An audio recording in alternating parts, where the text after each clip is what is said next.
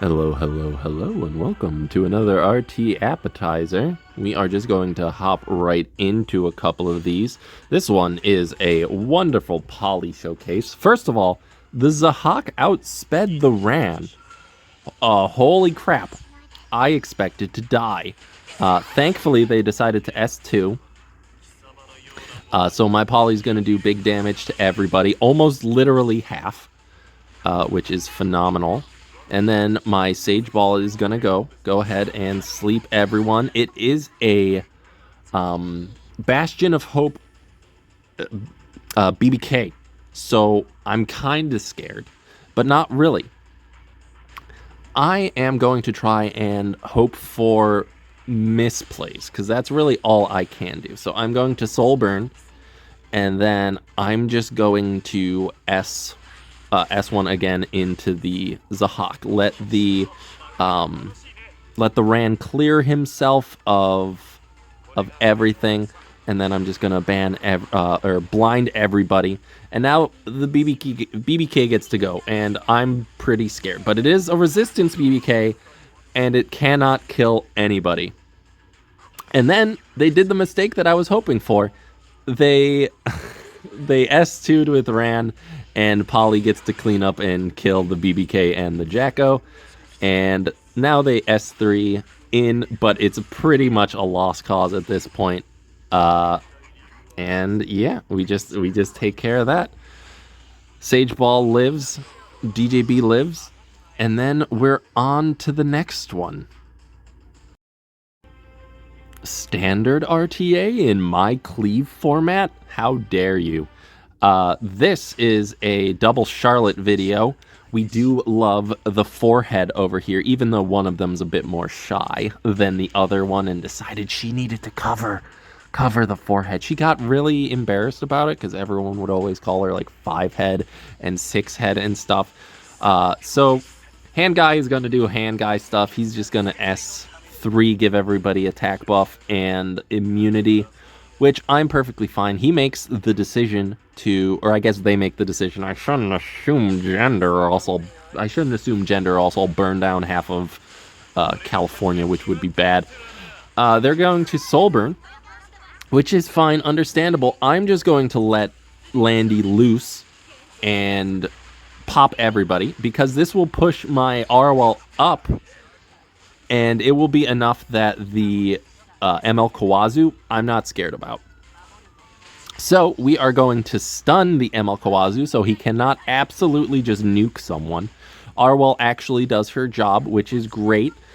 My LQC is looking like she's gonna outspeed the hand guy, and then I hate Warhorn. I hate hand guy, is so unbelievably annoying. He takes like 30 turns before I can take one. So they're probably going to attack down my LQC, which is annoying. But I get the resist, baby. 9 Hellcutter stacks. Let's go into the ML Kawazu. He is the biggest issue here, and if I can get rid of him, I don't need to worry about any of my units just openly exploding to death. I'm going to go ahead, get rid of this LRK. Charlotte would be able to take care of. I thought, but then Warhorn cucks me again. As Warhorn is wont to do on hand guy, he takes 8 million turns, and everyone just dies. He's going to go into the LQC. He has his S3 available again because he soul burned, but all this really does is give my Charlotte attack buff, so his Stene is absolutely dead. Arwal can die. She did her purpose. Everyone explodes, and now it's hand guy versus a Landy and 2 foreheads. And, you know, 2 foreheads make 8 heads, and that is more than 1, because I can do math. We have another one against Young Nasty Man, which is definitely a name to have chosen. But I get to show off the Bihu and the Sharoon. Unfortunately, their Landy does go first, which makes me sad. And then they had the gall to think that they could S2 into DJB and kill. And that's just not right, baby. So Bihoo's going to go next. He is going to strip and unbuffable literally everything on the team. DJB, push everybody up so that Sharoon can start getting to work. DJB is more than likely a foregone death at this point, but I do want to take care of a couple of the annoyances first, and, you know, put a Ravi in her place and make sure that she can't actually do anything. So I'm going to stun the Rylet. He will be an annoyance if he ever gets to start taking turns. And then Sharoon calls out her big snake that she was hiding. I don't know where, but she definitely had it. We find out the A-Ravi is a counter A-Ravi, which is fine. They're just going to S1 into DJB, not even break the barrier. No sweat. Speed down on Sharoon is, like, absurdly powerful. Bihu, I contemplated whether or not I need to Soulburn Sharoon or Soulburn Bihu. I decide not to Soulburn Bihu, and I get the burn anyway, but he resists, the Landy resisted one of them, which is annoying.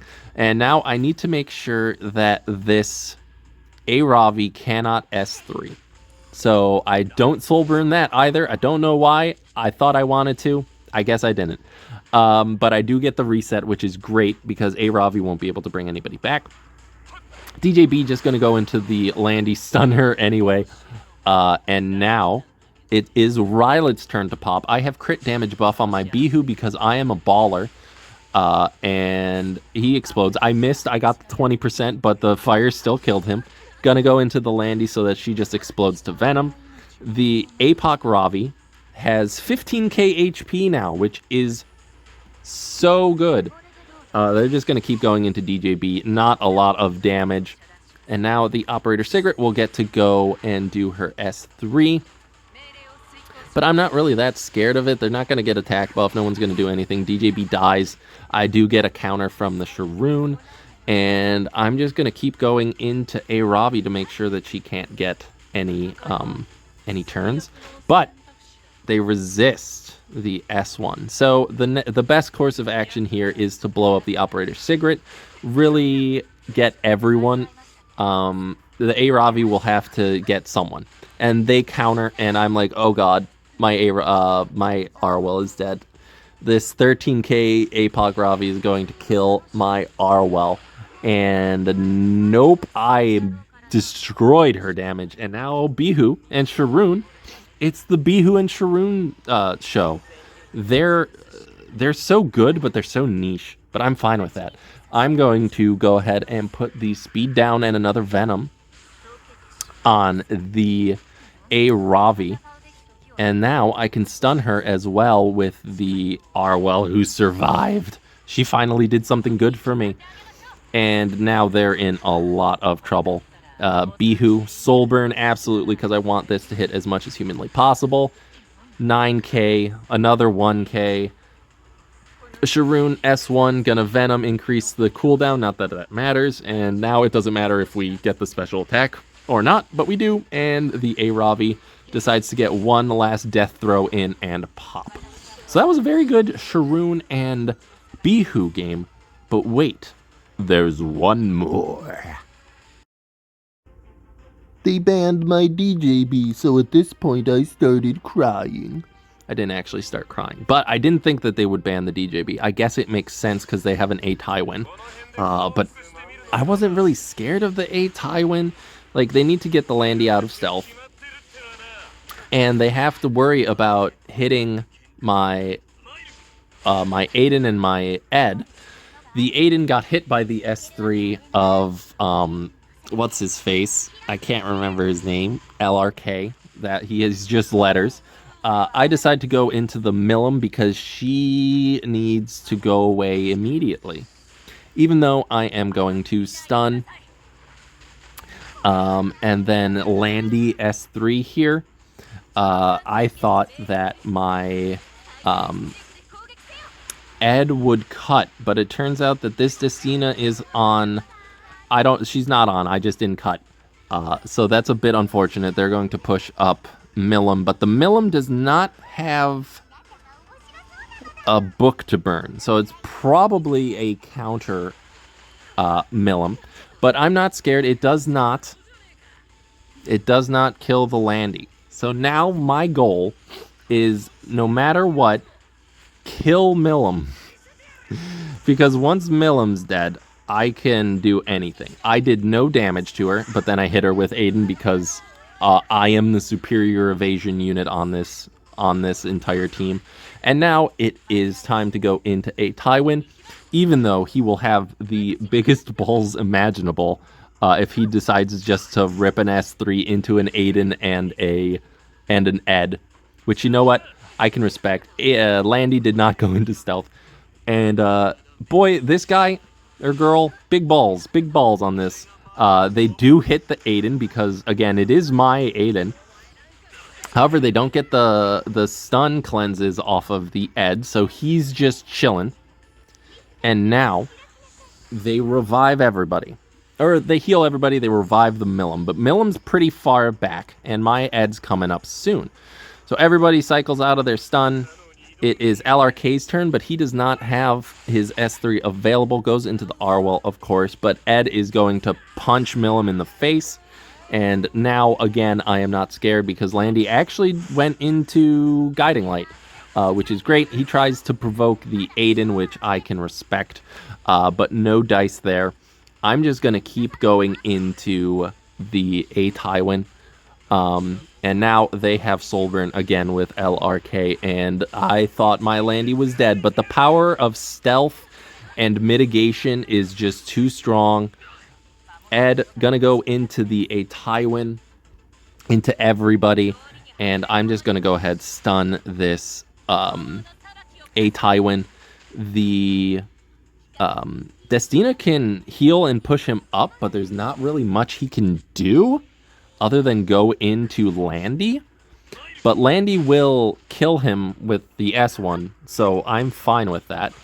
And now we just start going into Destina, because she is a way for them to get back into the game, and I'm not afraid of the LRK doing big damage. And also I didn't want to, lower his cooldown. Gonna still just go into Destina. Landy does not care that LRK is coming up. He's gonna get his turn anyway to do his horse, but I just have to hope that nobody explodes. This does push everybody up. Aiden's back into her S3, gonna go into the LRK, the Bastion of Hope LRK, and blow him the hell up. So we got some pretty good standard games in this appetizer section. I hope you enjoyed them. The hors d'oeuvres are always delicious. Let me know down below if you like these. The feedback is immensely helpful. And I want to thank you all for watching. If you did like it, go ahead, hit the like button, and subscribe if you want to. You don't have to. It's not an obligation. It's just helpful, and it'll make me give you a smooch on the cheek, which I think most people would want. I want it. I can't even smooch my own cheek. Imagine going through your life not being able to smooch my own cheek. It's a pittance, really. It's sad. It's depressing, and I need to go now